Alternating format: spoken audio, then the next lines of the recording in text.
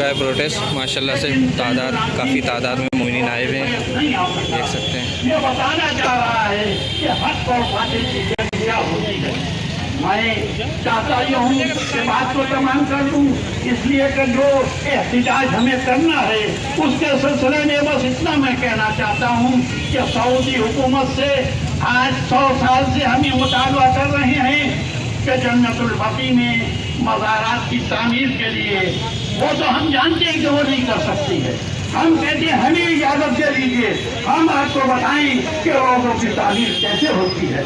میرے عزیزوں، یہ عجیب و غریب بات ہے کہ سعودی حکومت یہ کہتی ہے کہ روزوں کی تعمیر اس لیے نہیں ہو سکتی کہ شریعت میں، بس میں بات کو تمام کر رہا ہوں، شریعت میں اس کی اجازت نہیں ہے کہ آپ مزاروں پر، قبروں پر روزے تعمیر کیجیے۔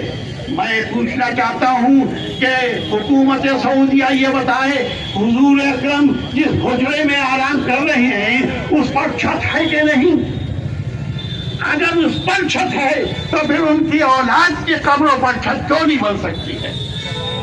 اس لیے ہم یہ بھی بتا دینا چاہتے ہیں کہ دنیا کے مختلف حصوں میں ایران میں روزے ہیں، عراق میں روزے ہیں، لیکن اگر میں یہ کہوں تو غلط نہیں ہوگا کہ ہندوستان وہ سرزمین ہے کہ جس کے لیے امام حسین علیہ السلام نے فرمایا تھا کہ میں ہندوستان چلا جاؤں تو دنیا آئے اور آ کر دیکھے کہ یہاں پر کون کون سے روزوں کی یادگار ہے۔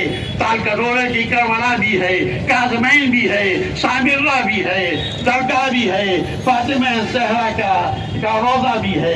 دنیا کو ہم بتاتے ہیں کہ ہم لوگ وہ ہیں کہ جو صرف نام سے یہ نہیں کہتے ہیں کہ ہم اطاعت کرتے ہیں، بلکہ ہم اطاعت کر کے ان کی یادگار کو قائم رکھ کے دنیا کو بتاتے ہیں کہ ہم ہی وہ لوگ ہیں جو صحیح معنوں میں اہل بیت کے چاہنے والے ہیں۔ عزیزوں، بات میں نے تمام کر دی کیونکہ دامن وقت میں گنجائش نہیں تھا۔ اب اس کے بعد ایک مجلس اعضا منعقد ہوگی جس کو جانشین خطیب اکبر اعجاز میاں خطاب فرمائیں گے، اس کے بعد آپ نوحہ خوانی و ماتم گزاری کریں گے، لیکن وقت کے دامن میں گنجائش نہیں۔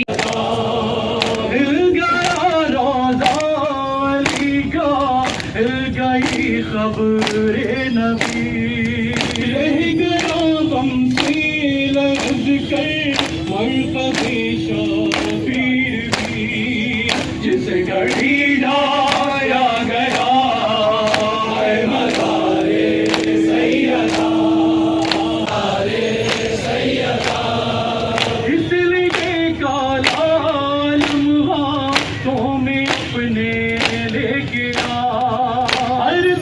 اولاد زہرا کر رہی ہے احتجاج، پھر سے بن جائے نیا مزار سیدہ، مزار سیدہ۔ یہ ظالم و جابر سعودی حکمران انہوں نے مولانا صاحب بیان دے رہے ہیں۔ فاطمہ زہرا کے روضے کو منہدم کیا۔ بڑے افسوس کی بات ہے کہ مسلمان جن کا کلمہ پڑھتے ہیں، لا الہ الا اللہ کے بعد محمد رسول اللہ کہتے ہیں، انہی کی بیٹی کی قبر کو بغیر سائے کے کیا۔ آج عرب کی تیز گرمی میں، تیز دھوپ میں جناب فاطمہ زہرا کی قبر زیر آسمان ہے، جس پر کوئی سایہ نہیں ہے، جس پر کوئی چراغ روشن ہے۔